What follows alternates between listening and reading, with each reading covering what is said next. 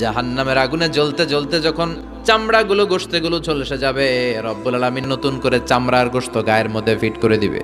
ওই চামড়া গোশত আবার ঝলসাবে, আবার ফিট। আযাবটার মজা যেন ভালো করে টের পায়। একের পর এক শাস্তি শুরু এবার জাহান্নামে। যারা দুনিয়াতে আত্মহত্যা করছে, ছুরি মারছে, ও খালি ছুরিই মারবে, বিষ খাইছে খালি বিষ খাবে।